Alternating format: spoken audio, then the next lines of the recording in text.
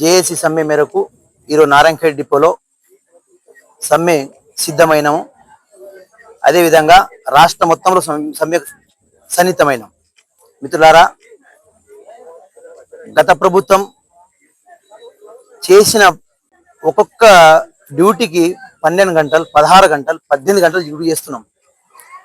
మా న్యాయమైన డిమాండ్ ఏంటంటే 2 PRC రావాలి. మాకు 2 PRCకి 1 PRC ఇచ్చేనా మాకు సంతృప్తి పరచాలి కదా. అట్లా కాకుండా ఇంకో విషయం ఏంటంటే,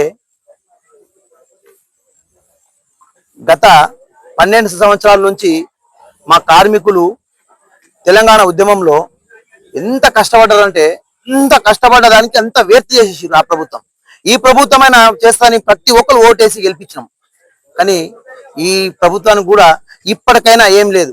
ఇప్పటికైనా మా సమస్యలను, 2 డిమాండ్లు ఉన్నాయి, 2 PRCలు ఉన్నాయి, మా పని భారము, ఇవన్నీ యూనియన్ పునరుద్ధరణ, ఇవన్నీ అంశాలు చర్చించి సానుకూలంగా 2 రోజుల్లో నిర్ణయం తీసుకుంటే బాగుంటుందని కోరుకుంటున్నాం. రిక్రూట్మెంట్ లేదు. రిక్రూట్మెంట్ లేకపోవడం వల్ల కార్మికులు పని భారం అదే, దానికి అప్పుడు ఎంత కిలోమీటర్ తిరిగిందో ఇప్పుడు అదే కిలోమీటర్ తిరుగుతున్నాం. 2200 మంది రిటైర్మెంట్ అయ్యారు, 1000 మంది. కానీ మళ్ళీ అదే కిలోమీటర్ తిప్పుతున్నాం, అదే పని భారం చేస్తున్నాం. పని మా మీద ఎక్కువ ఒత్తిడి. కాబట్టి ఈ రిక్రూట్మెంట్ కూడా చేయాలి. రిక్రూట్మెంట్ కూడా చేసి మా పని భారం తగ్గించాలి. ఈ కొన్ని డిమాండ్లను పరిష్కరించాలని కోరుకుంటున్నాం. నమస్కారం సార్, మేము నారాయణఖేడ్ డిపో నుంచి మాట్లాడుతున్నాం. నయీం నా పేరు సార్. మేము 10-15 సంవత్సరాల నుంచి అద్దె బస్సుల్లో నడిపాము. 1 సంవత్సరం నుండి అవుట్సోర్సింగ్ డ్రైవర్గా పనిచేస్తున్నామండి నారాయణఖేడ్ డిపోలో. సార్, మేము ఏదో చేస్తారని చెప్పేసి ఇక్కడ పనిచేయడం జరుగుతుంది. ఎందుకంటే బయట మాకు దీనికంటే ఎక్కువ శాలరీస్ ఉన్నాయి, కానీ ఏదో మాకు చేస్తారని కాపత్రంతో ఇక్కడ పనిచేస్తున్నామండి. చాలా ఇబ్బందులకు గురవుతున్నాం. మేము కూడా అన్నలకు కూడా చాలా కష్టమవుతుంది. మాకు కూడా వాళ్ళతో పాటు డిపార్ట్మెంట్లో తీసుకొని కనీసం కాంట్రాక్టు బేసిక్లో ఉన్న తీసుకుంటారని చెప్పేసి కోరుకుంటున్నాం సార్. మేము ఇక్కడ చాలా 1000 మంది డ్రైవర్లు ఏదో చేస్తారని చెప్పి ఆశతో వస్తున్నారు, మధ్యలో వెళ్ళిపోతున్నారు. మేము కూడా ఏదో చేస్తారని చెప్పేసి ఇక్కడ నుంచి పనిచేస్తున్నాం సార్. మాకు కూడా ఏదైనా చేయండి. ఇది ఎందుకంటే ఏదో చేస్తారని చెప్పేసి మేము ఇక్కడ పనిచేస్తున్నాము. 1 సంవత్సరం నుంచి పనిచేస్తున్నాము.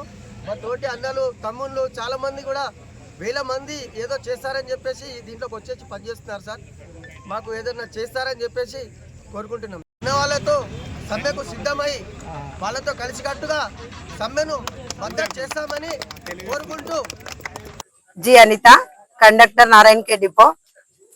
మా న్యాయమైన డిమాండ్ల కోసం జేఏసీ తరపున సమ్మెకు సిద్ధంగా ఉన్నాము. 2017 నుండి పే స్కేల్ గురించి వేచి చూసి అప్పుడు 54 డేస్ సమ్మెలో పాల్గొన్నాము. అప్పుడు కూడా మా కోరికలు నెరవేరలేదు. అప్పుడు ఇచ్చిన కాంగ్రెస్ గవర్నమెంట్ మేనిఫెస్టో ప్రకారము ఈ కొన్ని కోరికలన్నా నెరవేర్చాలని ఈ సీఎం గారిని డిమాండ్ చేస్తూ కోరికలు నెరవేర్చేంత వరకు ఇలాగే న్యాయమైన సమ్మె పోరాటంలో పాల్గొని ఈ రోజు తెలియజేయండి ఏమనగా, మేము గొంతమ్మ కోరికలు కోరతలేం. ఎలక్షన్ ముందు రేవంత్ రెడ్డి గారు ఏం చెప్పారు? ఆర్టీసీ కార్మికులు పడరాని కష్టాలు పడుతున్నారు, వాళ్లకు నేను అధికారంలోకి రాగానే అన్ని చేస్తా, యూనియన్లు ఇస్తా, మీకు PRC ఇస్తా, ఏరియర్స్ ఇస్తా, అన్ని రేవంత్ రెడ్డి గారు చెప్పారు. ఇప్పుడు అధికారంలోకి వచ్చినాక 2.5 సంవత్సరాలు అవుతుంది. మేమేం అడిగినాము? నువ్వు చెప్పిందే ఇమని అడుగుతున్నాం, ఎక్కువ ఏం అడుగుతలేం. ఏంటంటే PRC 2 బకాయిలు ఉన్నాయి, యూనియన్ పునరుద్ధరిస్తా అన్నారు, అది అట్లనే ఉంది. గవర్నమెంట్ ప్రభుత్వంలో విలీనం చేస్తామన్నారు, అది అట్లనే ఉంది. ఏమంటే మన ముఖ్య 3 డిమాండ్లు. ఇప్పుడు ఫస్ట్ ప్రభుత్వంలో విలీనం చేయాలి, మళ్ళా యూనియన్లు ఉద్ధరించాలి, ఏంటంటే PRC ఇవ్వాలి, 2 PRCలు ఇవ్వాలి, మళ్ళా ఏరియర్స్ ఉన్నాయి, ఇవన్నీ ఇవ్వాలి. ఇయ్యని పరిస్థితిలో ప్రభుత్వం మాకు ఎలాంటి భయభ్రాంతులకు గురి చేసి యూనియన్ మనకిప్పుడు సమ్మెను విచ్ఛిన్నం చేయాలంటే మేము ఎట్టి పరిస్థితుల్లో కాము. ఇక మేము తెగించినాం, యాడికైనా మేము సిద్ధమే ఉన్నాం. ఎందుకంటే కంపల్సరిగా మాకు ఇచ్చిన దాకా మేమైతే సమ్మెను విరమింపజేయం. Kashiram, conductor, JAC member. Narayankhed డిపోలో అన్ని డిపోలో ఉన్న సమస్యలు మా డిపోలో కూడా ఉన్నాయి. కానీ జేఏసీ పిలుపు మేరకు 33 డిమాండ్ల కొరకు మేము పోరాటం చేస్తున్నాం. ప్రభుత్వం దిగొచ్చే వరకు కూడా మేము పోరాటం చేస్తూనే ఉంటాం. రాత్రి మాకు పిలిచిర్రు, ఏది ఐఏఎస్ కమిటీ 4గురిది. ఆ కమిటీలో ఎలాంటి పరివర్తన రాలేకనే మేము జేఏసీ నుంచి సమ్మెకు వెళ్ళవలసి వచ్చింది. సమ్మె మళ్ళీ కూడా ఇప్పుడు జేఏసీ పిలుపు ఇస్తే సమ్మెకు చర్చలకు రమ్మంటే ఎనీ టైం పోవడానికి కూడా సిద్ధమే ఉన్నాం. ప్రభుత్వం ఎప్పుడు పిలిచినా మేము చర్చలకు పోవడానికి సిద్ధం ఉన్నాం. సమస్యలు నెరవేరేదాకా కూడా మేము సమ్మెలనే కొనసాగుతాం. ప్రభుత్వం దిగొచ్చే వరకు ముఖ్యమంత్రికి విన్నవించుకుంటున్నాము. మా గొంతమ్మ కోరికలు కావు, ఖచ్చితంగా మా కోరికలు నెరవేర్చే వరకు మేము సమ్మెలో పోరాడుతూ అంటే ఆర్టీసీ ప్రభుత్వంలో విలీనం చేయాలి. First demand 2 పిఆర్సీలు, 2021 PRC, 2025 PRC, 2017 arrears, మరి అదేవిధంగా ఉద్యోగ భద్రత, కండక్టర్ డ్రైవర్ ఉద్యోగ భద్రత కంపల్సరీ. అది యూనియన్ పునరుద్ధరణ ఫస్ట్ చేసిన యూనియన్ల పునరుద్ధరణ. కేసీఆర్ కూడా ఎట్లా రాతపూర్వకంగా ఇయ్యలే, ఓన్లీ మౌలిక ఆదేశాలు. ఈ ప్రభుత్వం కూడా మౌలిక ఆదేశాలు ఇస్తే యూనియన్లు వచ్చేస్తాయి.